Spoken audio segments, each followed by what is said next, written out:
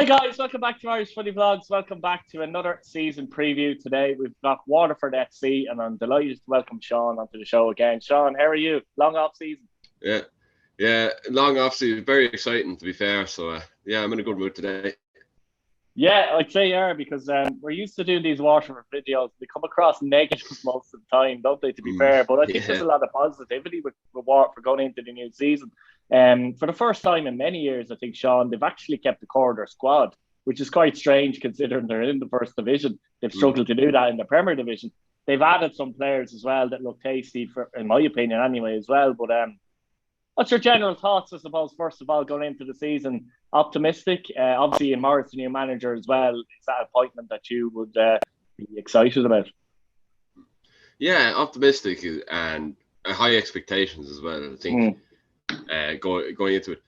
And looking at what's been done, we're looking at really winning the league. So Ian Morris was the first thing to be announced for this season, I suppose. And it was a good appointment. It showed that, I suppose, it showed the level of ambition that was going to be matched by the signings that we were bringing in. On New Year's Day, then the first 8 re-signings were announced, and it was great to see the club be able to hold on to players like Junior and Phoenix, especially going into the first division. We were worried we might lose a few of them. I wasn't really sure about, saying that this squad should win the league, otherwise the season is a failure.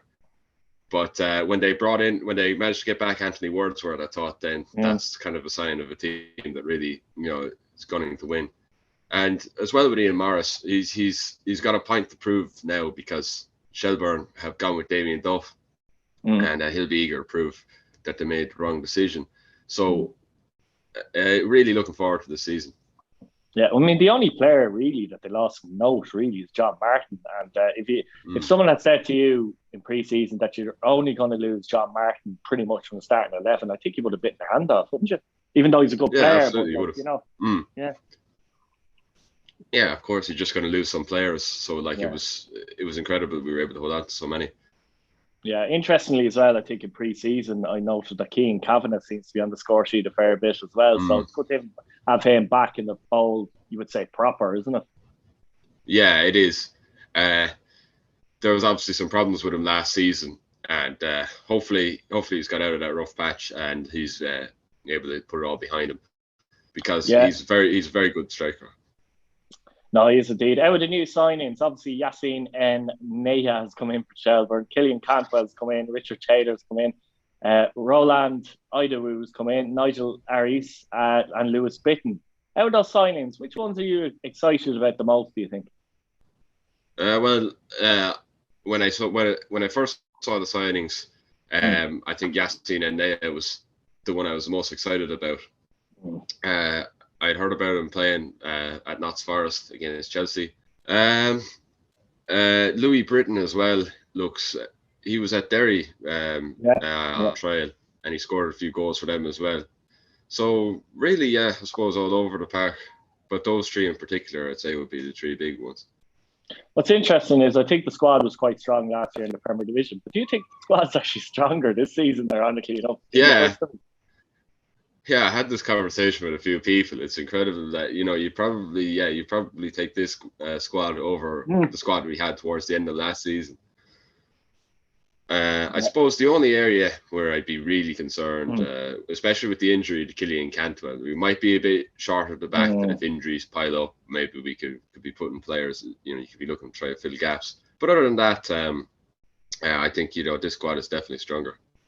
Yeah, who do you see as your main threats for the title this season in the first division?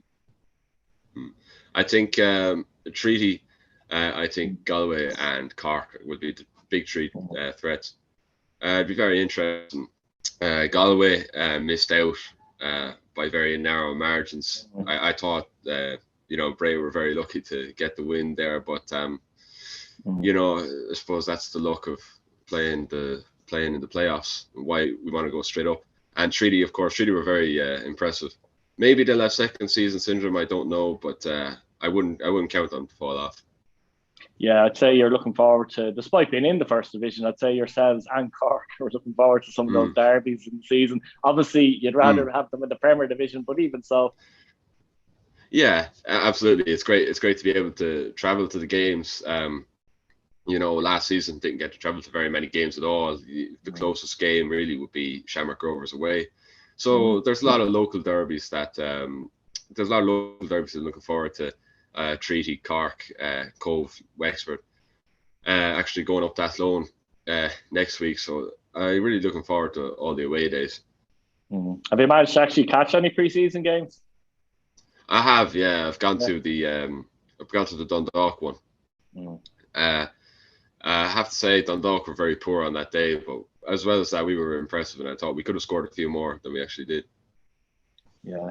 So I suppose, where are you saying Waterford are going to finish? How confident are you they're going to win the league, basically? I'd say an 8 or a 9 out of 10 on Mm. a scale of confidence. I think maybe some people think that's a bit disrespectful to the other teams in the first division. I think you have to have the ambition when you look at the level of investment in the squad. You can't say, well, the squad will finish second. This squad was brought in to win the league, and I think that's what we're going to do. And they're one of the few full-time teams in the league as well. Obviously, Galway Mm, are, but they, you have all that going for them as well. And Ian Morris, as I said before, he's a manager that's done it before in the first division. It's mm, crucial as well. So we were kind of saying the back end of last season that Forrest has a lot of a bit of making up to do. Let's say, mm. you would say he's probably delivered a little bit so far, wouldn't you?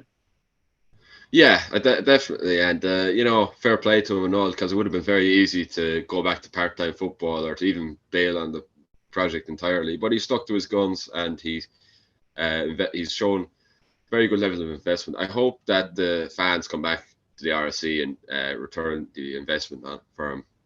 It'd be great to see a full RSC again. And I remember the last time we won the league, and Yeah. having a full RSC for the trophy presentation again. It'd be nice to end a season like that again. Yeah, I think so as well. I think, to be fair, there will be a good buzz around Waterford despite getting relegated, because the players have kept, the players have signed, and most of the people from last year would have seen these players in action. And I think Naya is a very, very exciting player as well. He gets you up off your feet, off your seat, even onto your feet. So he's one to watch as well. But look, Sean, thanks very much for coming on. To the viewers, thanks for watching. Subscribe if you're new. Hit your bell notification button and let us know how you think Waterford will fare this season. Thank you, Sean. Cheers.